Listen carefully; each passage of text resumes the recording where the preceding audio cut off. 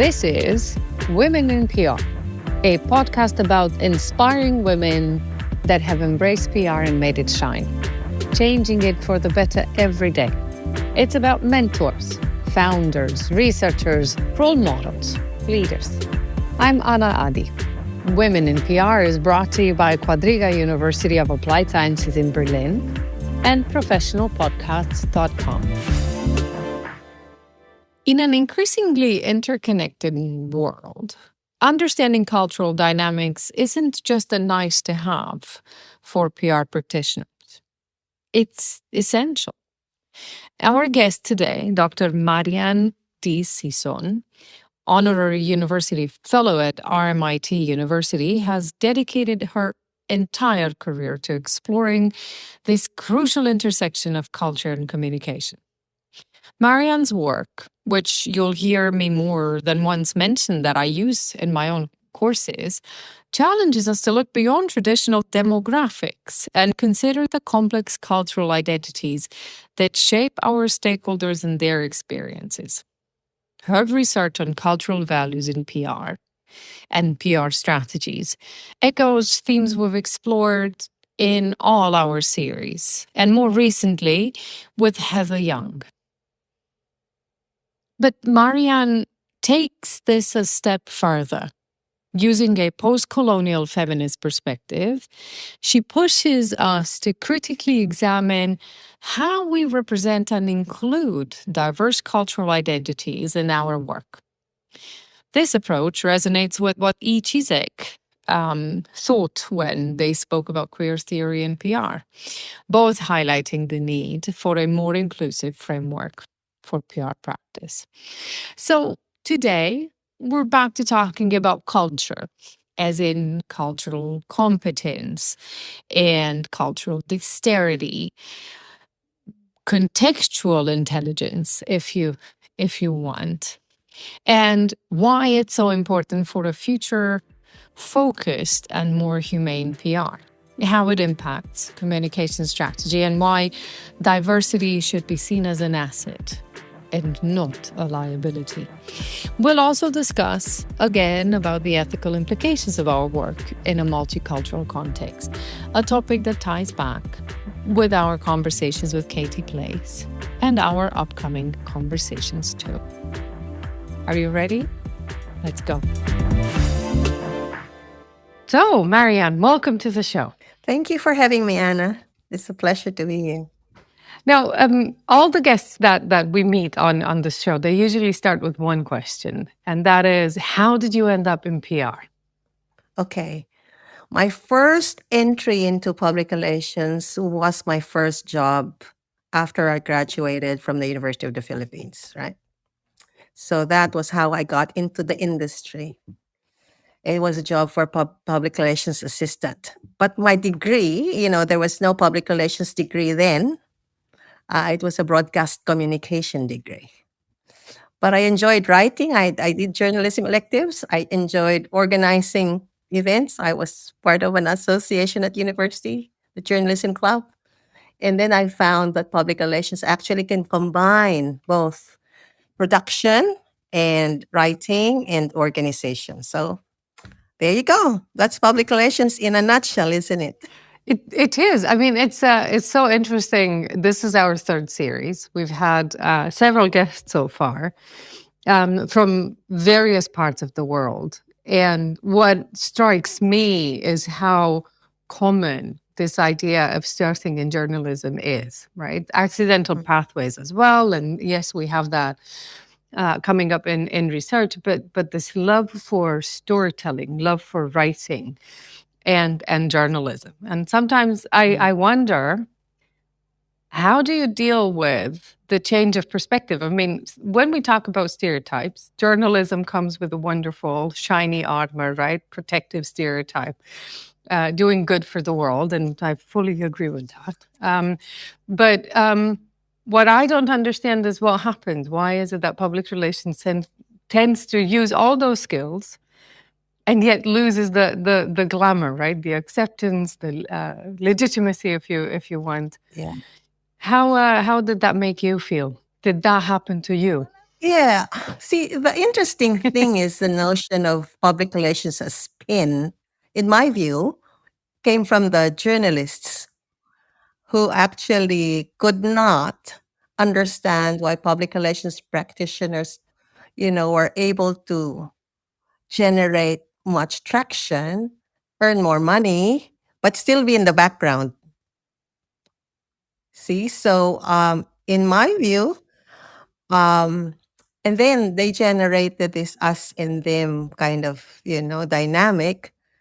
But see, my master's degree thesis was actually exploring those differences because I saw it in practice, and a lot of my friends were journalists, and I found a common ground, which is or boundary spanning.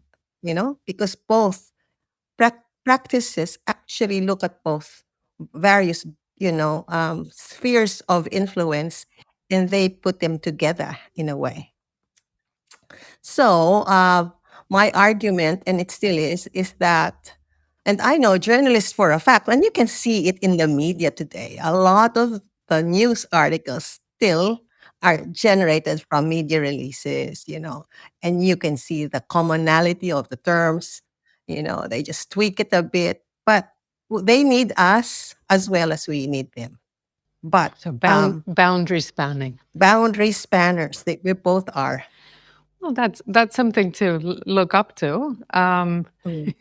We'll keep that in mind. Now, there's something else though.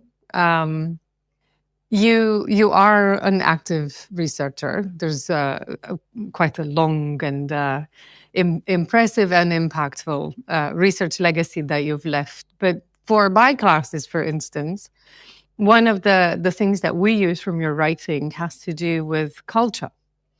Now, how did you come up with that idea of linking public relations with culture? A lot of the research that the mainstream public relations research looks at the interest of the organizations, looks at conveying those desires, wishes, or protecting the organizations, right, to the outside. And here you are with your research, you come and say, well, wait, we've forgot about people in this and Yeah. culture. Um, so my initial entry into culture was really on organizational culture, right? Because I still believe. See, I was a student of Marianne Ferguson in the University of Florida, right? And she's one of our foremost academics who really said that public relations is about relationships. And how can you not include culture when you're talking about people who are trying to develop relationships with each other? You look at their values, your behaviors, and beliefs. And that's one, right? But for my own personal experience, so I was born and educated in the Philippines. Then I worked there for a few years. Then I went to the US and studied in the University of Florida and worked there in California. And then I went back to the Philippines. Um, And even then, it was interesting. I could, having this American knowledge and experience, I was actually confronted by my own Philippine culture and the practices of public relations there. It was totally different, right?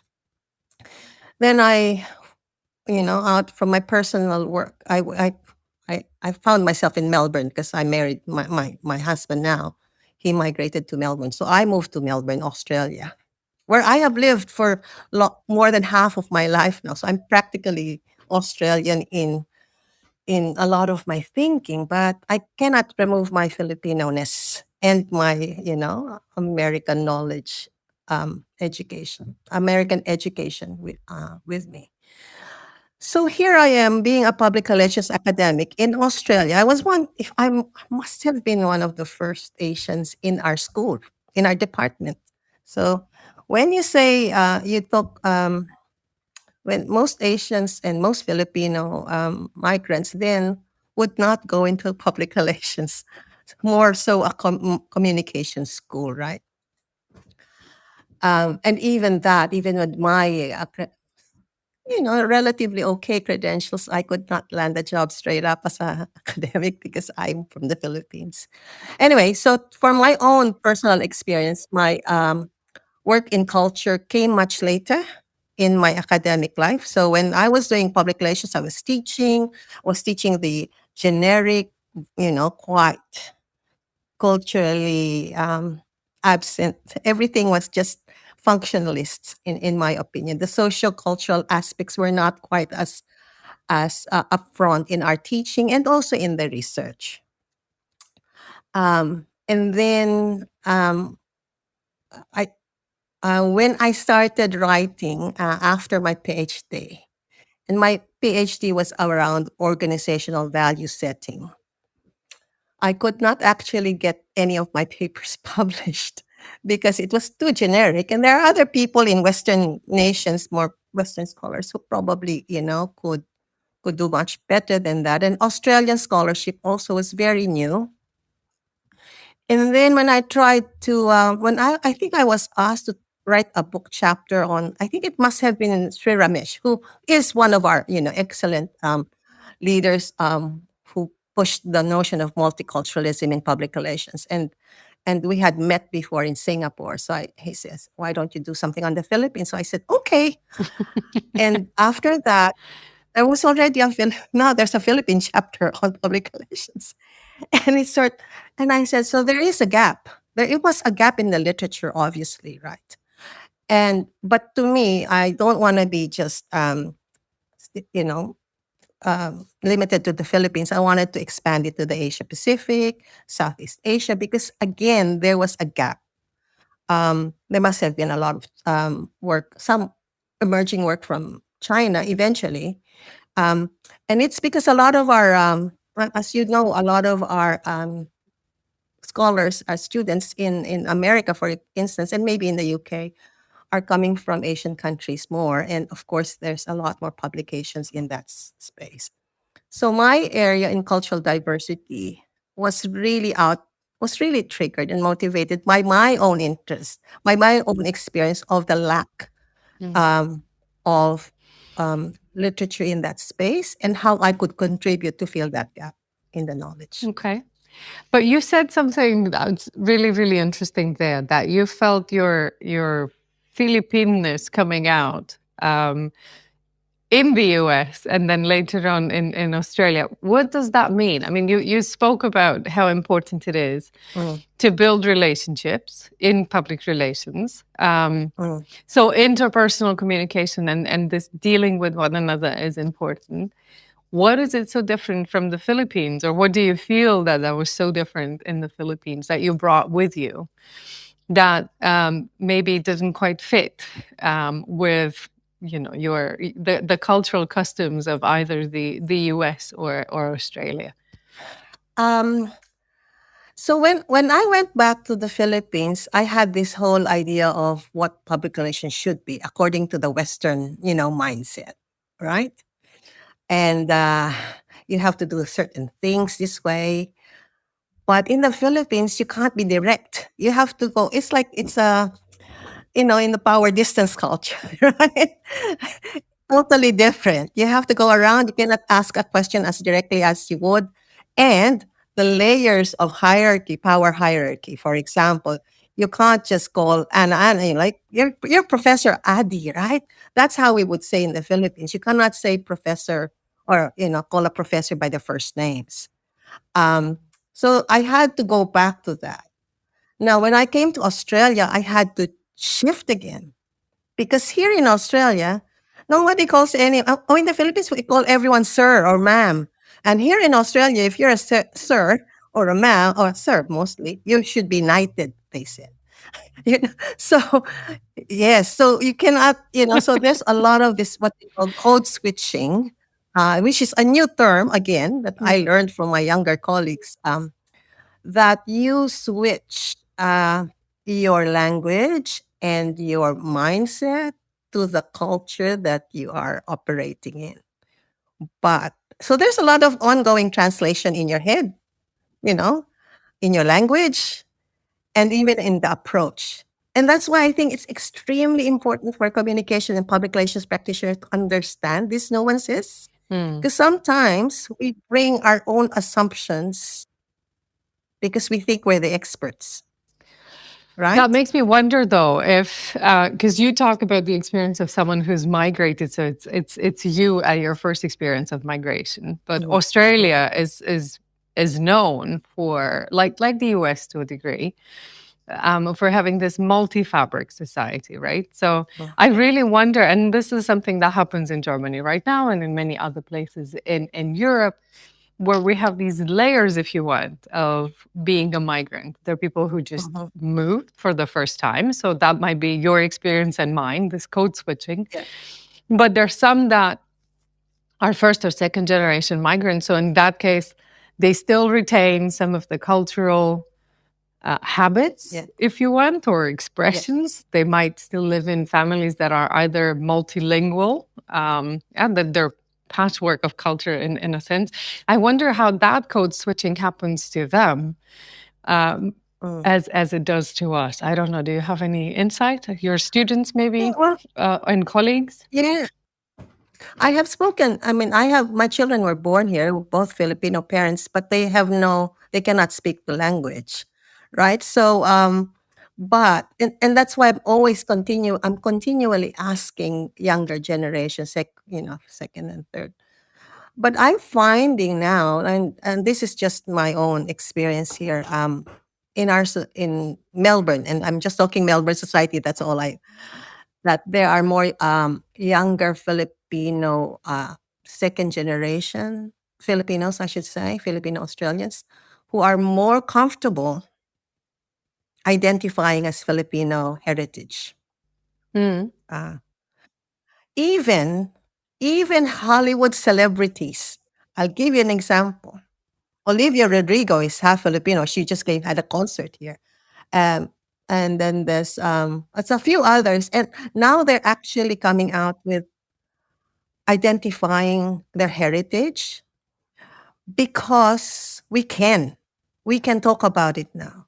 During when we were growing up, we sort of hide or subsume our cultural heritage because it's sort of not I don't know, in some countries anyway. That's my experience. It might be better in other countries, but now it's also it might see my challenge is it might also be going back to that where you have to hide part of your Mm. heritage because of the polarization that's happening and this fragmentation Mm. and emerging reemergence of racism, etc.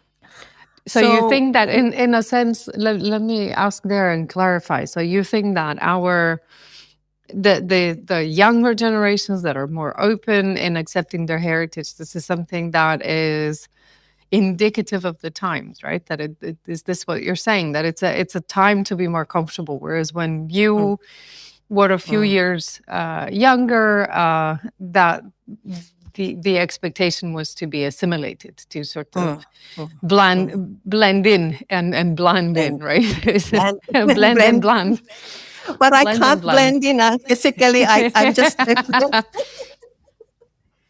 So, but that's a nice transition. I mean, you mentioned looking at cultural diversity. We'll come back to the research, because there's this one article that you wrote quite some years ago when you were asking about whose cultural values is public Mm, relations mm, representing. But before we go there, you've completed a research project just recently on cultural diversity in the Australian communication industry. Now, from this part of the ocean, pond, and mountains, if you want, Australia is very diverse. yeah.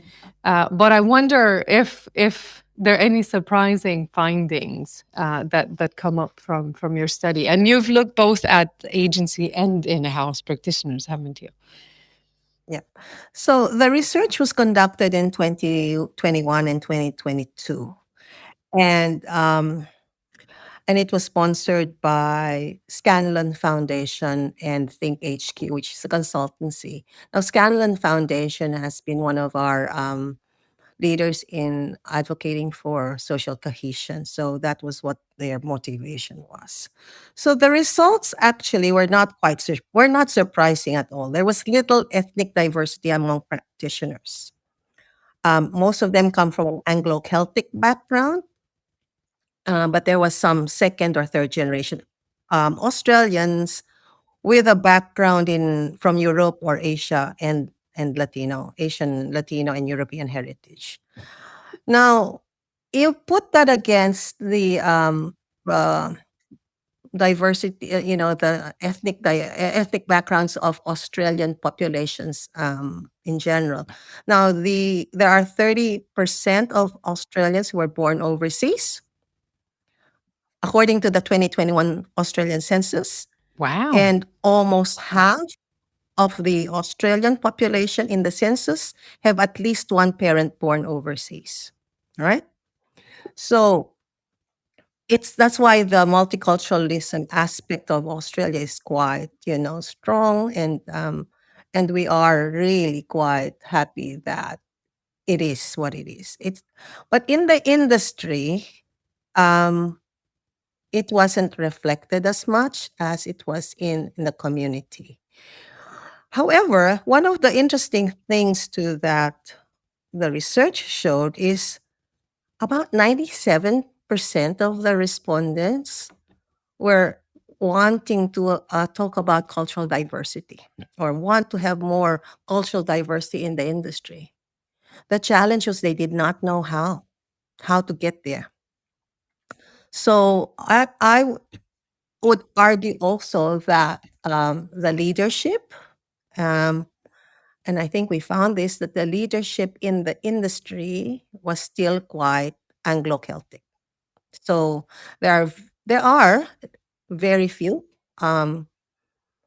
public relations leaders of both agents, mostly in agencies, who come from a cultural diverse background, but there's very few and far between. Um, it's changing a lot, and one of the things that also came out is we don't have a pipeline of culturally diverse practitioners and graduates from universities, right?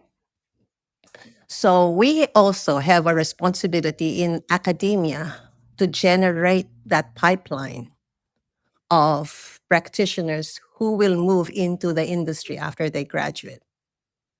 And that we identified that as one of the barriers to getting there. But even if we have them there, the leadership, as we call it, it used to be glass ceiling for gender, right? But now we also have the bamboo ceiling or whatever other ceiling for culturally diverse practitioners. But that comes across not only in the public relations industry, but across a lot of the industry sectors here in Australia. It's been identified in some other research outside of public relations. But yeah, so and you know what was interesting? We found out that this research occurred just after the pandemic, and I don't know how it was in other countries, but in Australia, the most affected people in terms of the communication aspect were the uh, multicultural community members.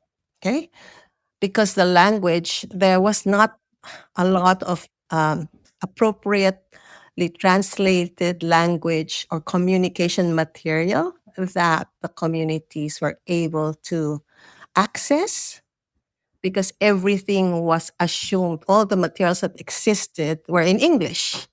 There were some translations, but when it comes to health crisis, there was very limited materials and resources. So what the government did after a few missteps in the early part of the pandemic communication, they put more resources into multicultural communication. And that's one of the interesting findings that I heard from the respondents is that multicultural communication became an add on, not a must have, right? So, what that means was resources were added on during the crisis, which helped, okay, a lot. And there was um, effective communication. Now, what happened afterwards? I heard post post crisis communication, post pandemic communication. Some of these resources were um, removed. Hmm. So now you can see that multicultural communication really was not a priority program in many of our industry sectors.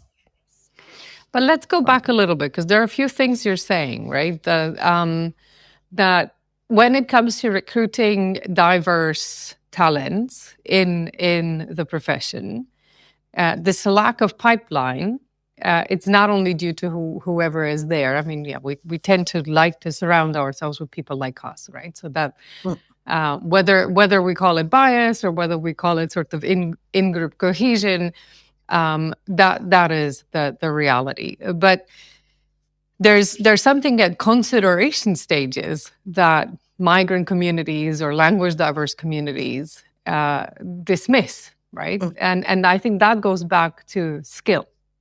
If you have a migrant background, we've associated public relations a lot with a language skill. yeah. And I see that over and over. I mean, we've had guests in previous episodes on the podcast who have made a brilliant career despite language. Right? There's Joe Osborne who has lived, grew up in Hong Kong, for instance, and she's made a career in Italy. Now she's back in England, but still, the idea is that you can have people who thrive, who would be recognized for their strategic thinking, for their ability to bridge across cultures, but this is still rather rare. The other thing that you're saying is that this is an add-on. Now we need to clarify that a little bit, and I think the article that we've mentioned earlier is maybe the way to do it. Right, this communicating across, within, and between cultures. Um, this is to me, this is the article, your article, where you emphasize how important it is to understand cultural dynamics in communication strategies.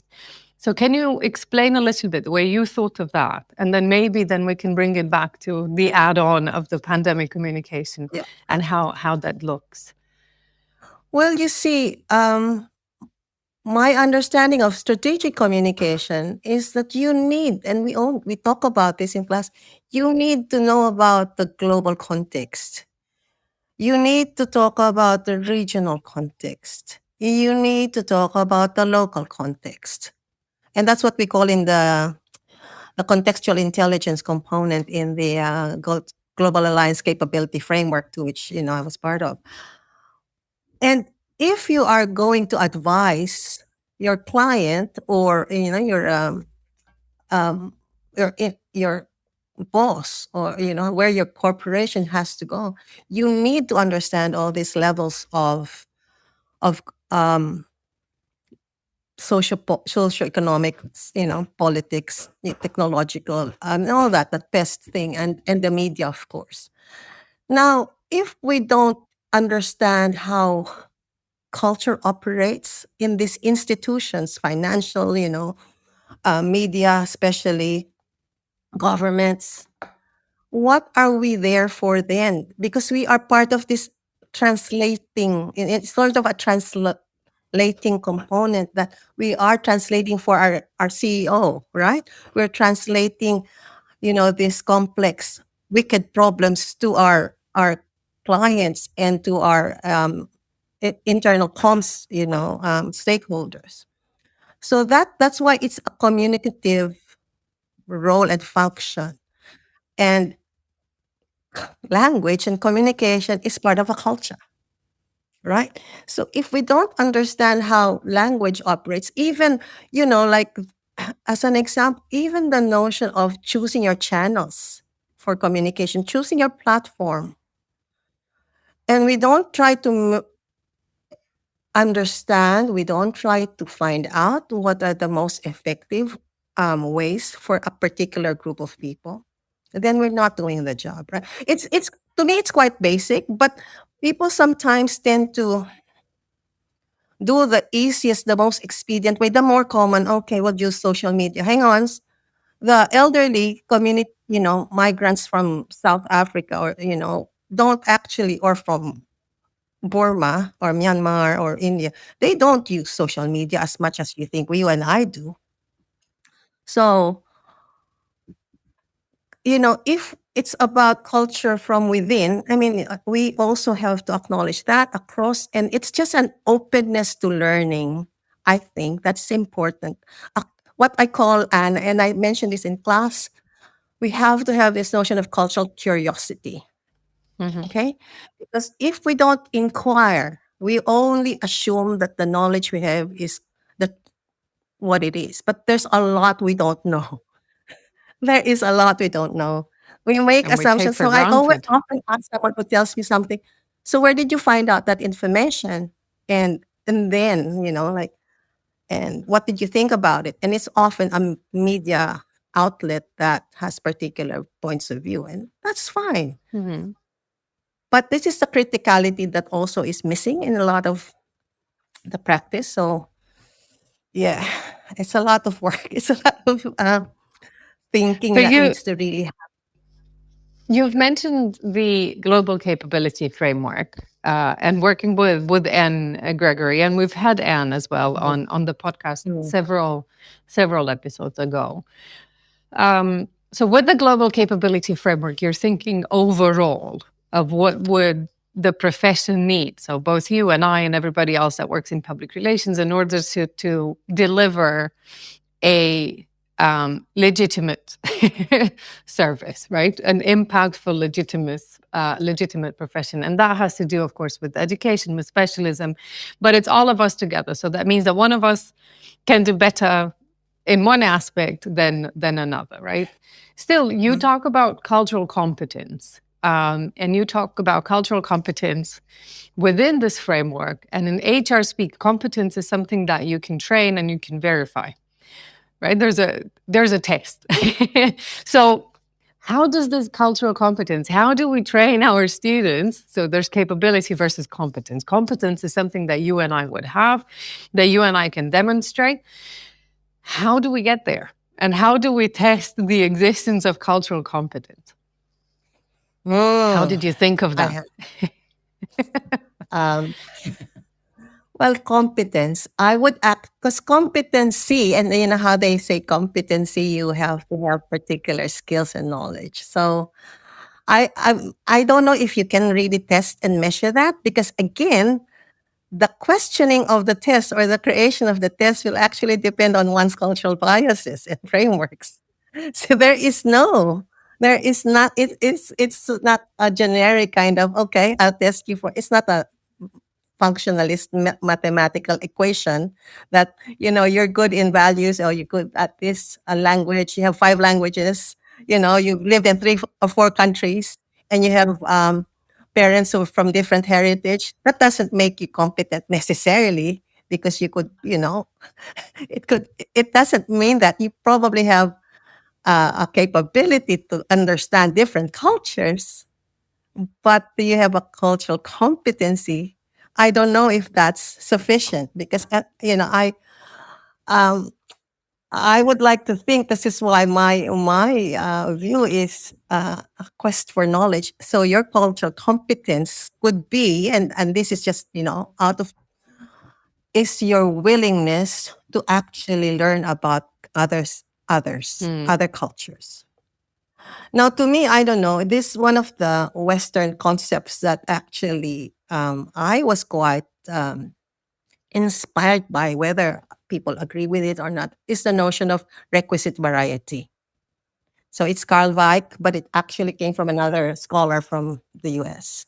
So the notion of requisite variety assumes that an organization will actually perform better and more effectively if it has different people within that organization, right? It's the same. So I would argue that an organization whose employees and leaders all have diverse backgrounds, not just in terms of professional backgrounds, but cultural backgrounds. So one of my questions are always, what's your staffing complements in terms of different cultural backgrounds? You know, you look at that, and but not only that, where are they in the hierarchy? Mm. Because often than not, more often than not, you'll see the more culturally diverse, not at the management or leadership levels.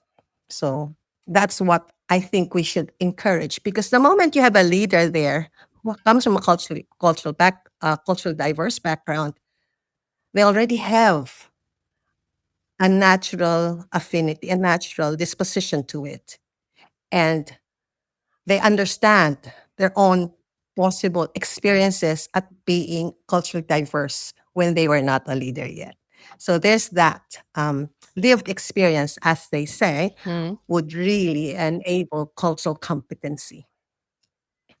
I don't know. It's a work in progress, Anna, and there's probably work research that can still be Well, I developed in that.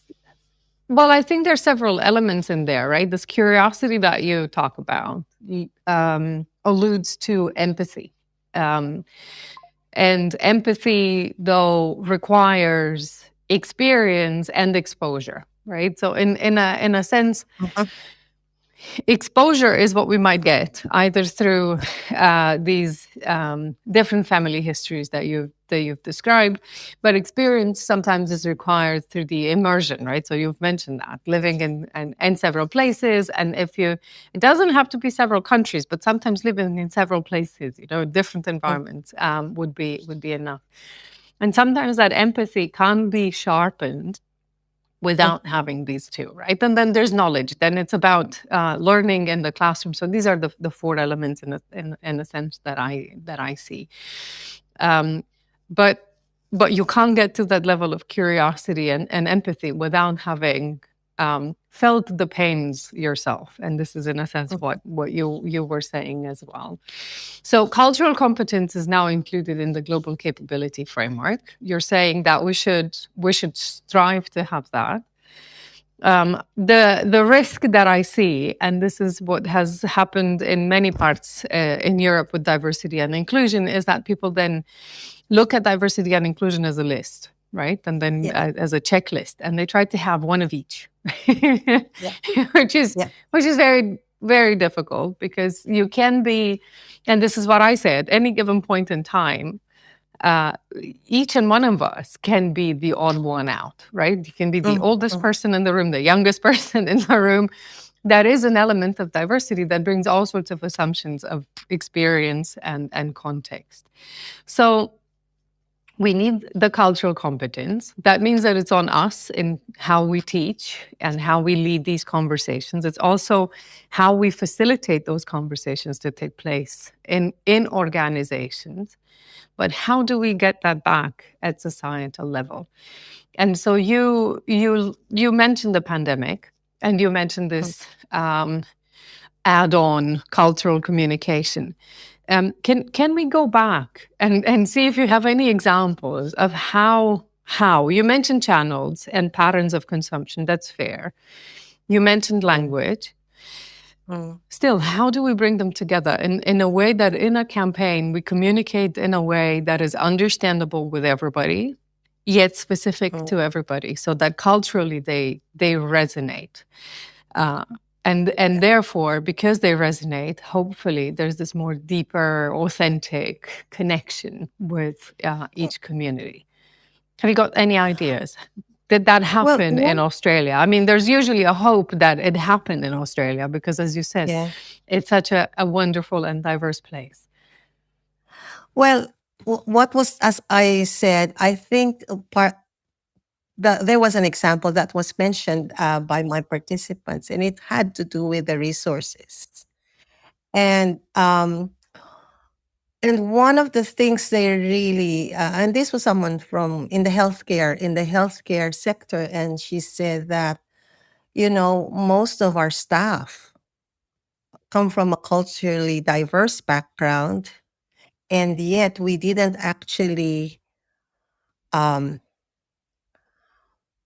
capitalize on their own skills and abilities until later.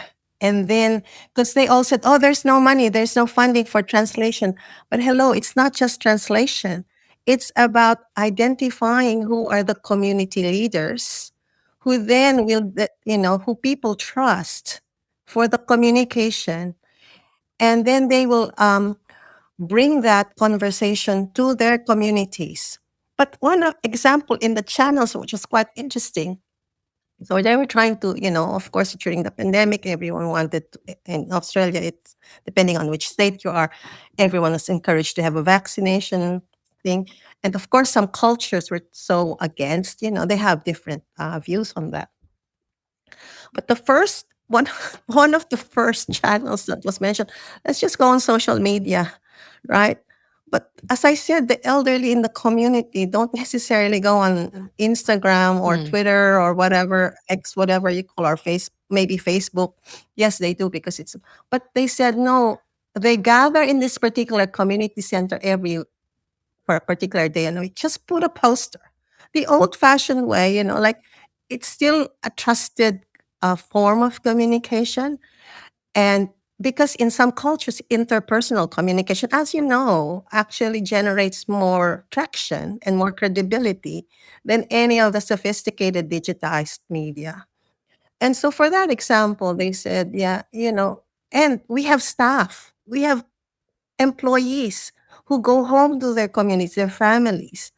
We actually can just, ask them to relay the information and we don't have to spend money. I mean, you have to have some training.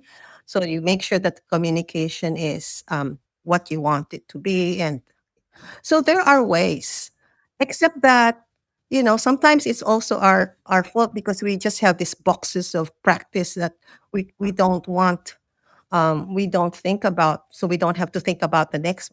But just being creative in the approach, mm, and a lot of times I find it's the people from culturally diverse background who actually come with these ideas themselves. So go to and what we call co-creation is now the way to go because we are not the experts alone, but also the communities have to tell us what works for them. It's in the community development scholarship literature, they call it participatory communication, right? And we've sort of brought this into the public relations communication space as well. So we've encroached a little bit, and we call it co-creation and engagement. So yeah, there are ways to generate, and as I said, learn from others, not just become we're not just the experts.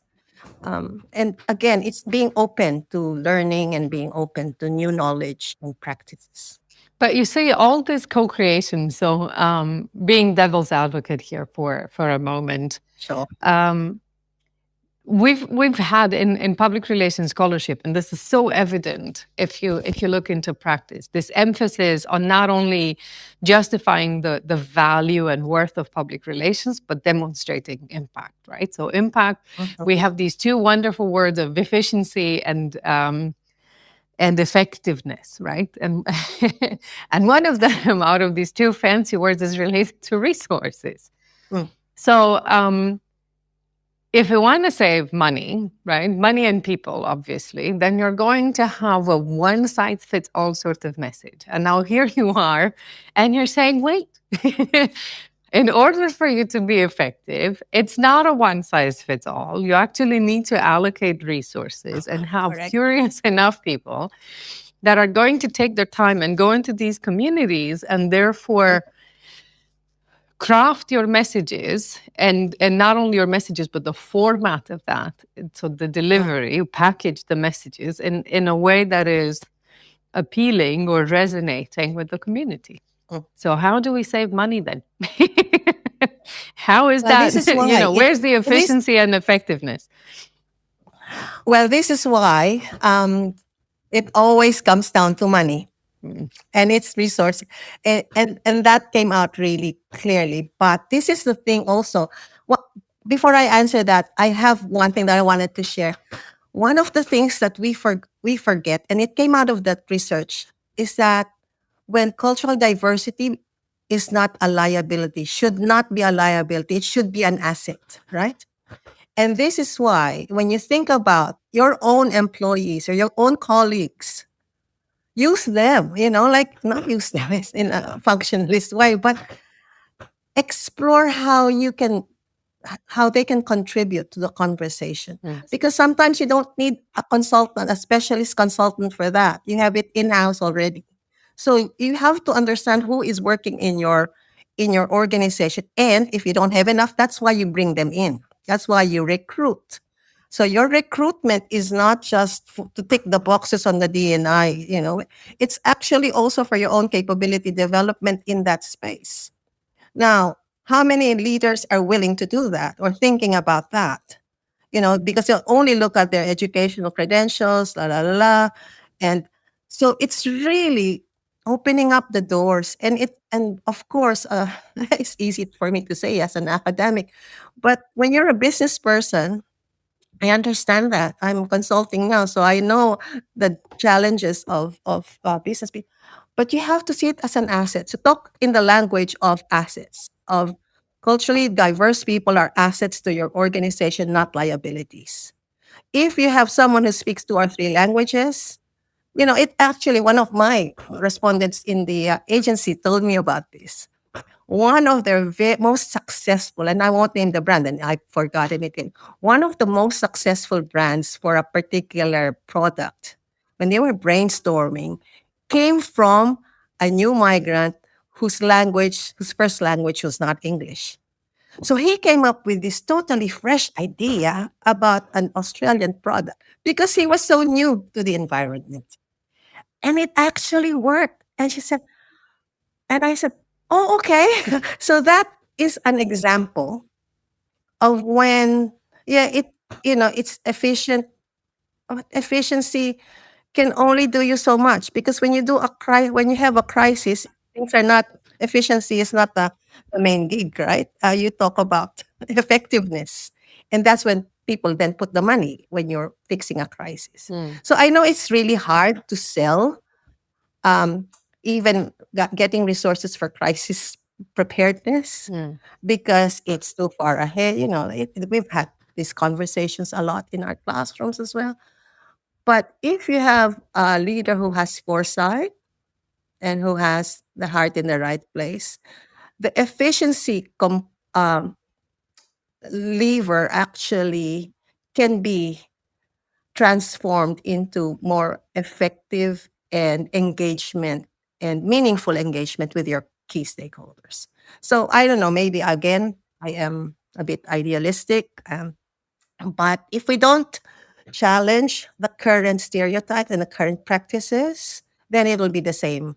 And our industry will not grow and prosper in the future, especially in the kind of world we have now, which is really quite global and intercultural.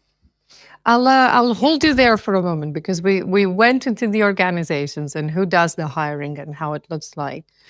But we've also spoken about traditional ways of doing public relations. So we mentioned, serving the organization and its financial objectives, demonstrating value. Um, and we spoke about the global capability framework, which is something new, right? We include cultural competence from the outset. So in a sense, what you're advocating through your research is a different kind of PR, one that has impact and contributes to social change or social justice or social good, whatever you want to call that. We speak about social value um, in my research. But how do you think communicators can do that? I mean, um, we spoke about how you feel that we're going backwards in acknowledging our cultural backgrounds, in speaking openly about these diverse experiences that we might have, or being curious about diverse experiences. Mm. So how can practitioners, how do you think, how can they change? I'm not sure I want to say balance, because balance Mm. would mean that there's an equilibrium. What sort of Yeah. public relations do you see, and what is the role of public relations practitioners in this future, in building this future? Yeah, I'd like to see public relations practitioners become advocates, use advocacy more. Mm. Um, Now, what would they advocate? That's up to them. Okay, I would argue for, of course, at this in this kind of context at the moment, we argue for more peace. Um, and so our communication, for example, when we're working with clients, we have to rethink if what they want is just clickbait or meaningful engagement. And this is why, when we look at public relations merely from the perspective of technical competency and functional, efficiency, these are very functionalist terms, which we have used for the longest time because that's all we think, like business. I understand business has metrics and we do need metrics. But if we go, we have the metrics. Okay, it's part of the industry. You can't get away from communication practitioners now. Um, and what's next? I mean, are we happy with where we are? That's my question. Or are we happy to do more for the world, for peace, for um, and to me, we have the skills, we have the knowledge. As I say, we have the capacity and the capability to do something beyond, for good of society. Now, doesn't have to be for world peace, okay? It can just be in your own community, in the school that where your children go to, in the local council, you know, the communication. Okay, I'll bring in my PhD research, okay? I found when I interviewed communication practitioners then, I found that it was them, us, who was limiting ourselves to what we can do. So that's what I call the agents of I forgot, agents of corporate control. I think something, and then so that is when we just want to work within the controlled and confined aspects of our role. Right, our role is to develop communication strategy. That's it. The other one is about trying to engage people. But this is the one that I want to focus on is what I call the agent of critical conscience, right? Mm. So it's sort of like a variation of the corporate conscience role, right? That it's not new. It's been in public relations literature. But the thing is, we have to continually generate that need to be critical and for our not only for our organizations but for ourselves as individuals. So how do we do that? We develop questioning inquiry, the notion of dialectical inquiry. Ask questions all the time. Why? And now we talk about purpose. What's the purpose of any practice that we do? Because public relations can only the practice of public relations will only be as good as its practitioners and the industry that it wants to become. If we're happy with where we are, well, that's it. Thank you very much. I'm earning my good pay packet. What am I doing for the world? I don't know. Some people do really well, but some, I think there's a lot more. That's why we talked about social responsibility, and now everyone poo-poos it, greenwashing. So anyone can actually say something, but let's just, keep fighting the fight if we can, advocate for what we believe is right and good in practice, and also the notion of ethical practice. I think we always forget the ethical practice is really critical to the whole the continuity of public relations as an industry, as a discipline. And that's why between someone who goes through a university, I would argue that's the role of us academics as well, is to keep on harping about ethical practice.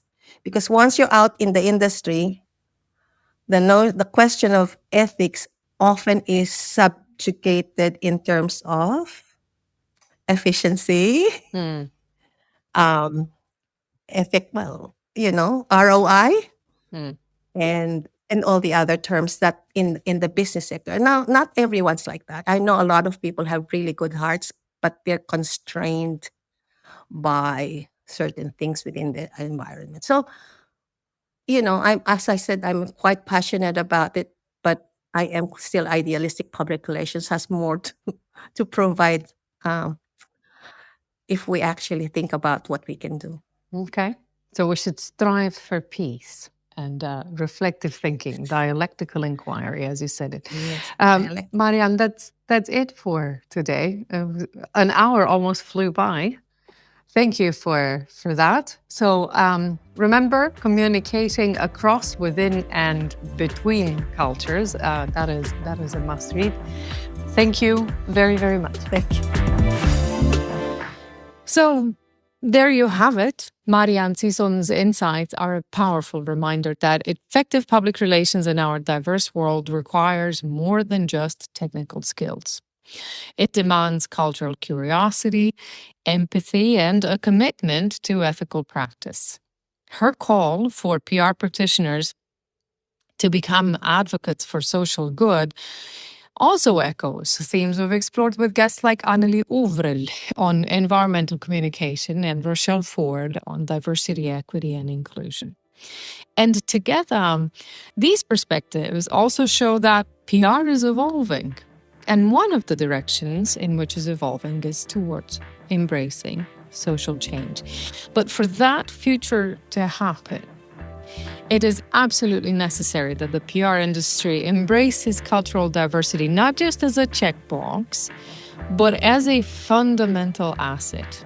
And Marianne's research on cultural competence and advocacy for ethical practice not only make these points stand out, but challenges us all to reflect on our roles as communicators in shaping a more inclusive and understanding world. So remember, you can be curious about other people's cultures. Also, you can acknowledge what you do not know and invite others in. The key to a more peaceful, cooperative, and collaborative world is with you. Women in PR is brought to you by Quadriga University of Applied Sciences and professionalpodcasts.com. To learn more about the show and my guests, do check out the show notes. I do have show notes now. And if you like the show, please do share it. Now, if you have comments and suggestions, you can find me on LinkedIn or Instagram. Yes, I've moved from Twitter. I am on Instagram. I am Anna Adi. Thank you for listening, and till next time.